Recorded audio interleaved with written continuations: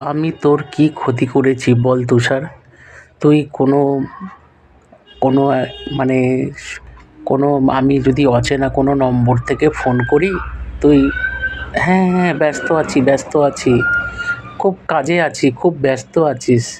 আসলে তুই খুব কাজে আছিস, তাই না? তুই মানে যদি সকালবেলাটা কি বিকালবেলাটা যদি বসেও থাকিস, তাও তুই বলবি খুব কাজে আছি, খুব ব্যস্ত আছি। এতই আমি খারাপ তুষার, এতই আমি খারাপ তোর চোখে? সত্যি তোর এখন দামি জিনিস, সবথেকে দামি, তুই যে এত দামি আমি ভাবতে পারতাম না। ভাবতে আমার অবাক লাগছে, তুই এতটা দামি। তোকে এবার তো মানুষ তো তাহলে তোকে, মানুষ যেমন বসের কাছে ঢুকতে গেলে পারমিশন নিয়ে ঢুকতে হয়, আই অ্যাম কামিং বস, তাহলে আমিও তোকে এবার থেকে বলতে হবে আই অ্যাম তুষার বস। আমি কি আসতে পারি? আমি কি তোমার সাথে কথা বলতে পারি? তাহলে কি আমি তোমার মানে তাহলে তোর সঙ্গে কি আমি পারমিশন নিয়েই কথা বলতে হবে? আমি খুব এত বড় অন্যায় করেছি না তুষার? খুব এত বড় অন্যায় করেছি? আমার মুখটাও পর্যন্ত তুই দেখবি না? বাহ! সে তুই দেখ না দেখ, তুই কথাও পর্যন্ত বলছিস না। তারপরে তুই বন্ধু-বান্ধবদেরকে শিখিয়ে রেখেছিস বিশ্বজিৎ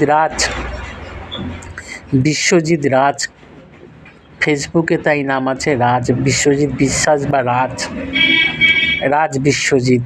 সে বিশ্বজিৎ পর্যন্তও আমাকে বলছে যে আমি আর তোমার তুষারের মাঝখানে আমরা আসতে চাই না, সেটা তোমাদের ব্যাপার। তবে তুষার আমাকে শিখিয়ে রেখে দিয়েছে, আমি যদি মানে তোমার হয়ে যদি আমি কথা বলি, তুষার আমার সাথে কথা বলবে না। বাহ! আর রোহিত মণ্ডল, আমি নামটা নিতে বাধ্য হলাম, রোহিত মণ্ডল, তুইও আমাকে খুব বলছিস যে গালাগালি দেওয়ার সময় মনে ছিল না, এখন বারবার করে ফোন করছো। বাহ! আসলে এগুলো তো তুষারের সব বন্ধু-বান্ধবের দোষ না। আমি দোষ দেবো না, আমি তুষারেরই দোষ দেবো। এগুলো তো মানে বন্ধু-বান্ধবের দোষ নয়। এগুলো দোষটা হচ্ছে অ্যাকচুয়ালি তুষারের দোষ। সব তুষার একদম চারিদিকে ঘুঁটি সাজিয়ে রেখেছে। যেমন অনেকে ক্যারাম বোর্ড খেলে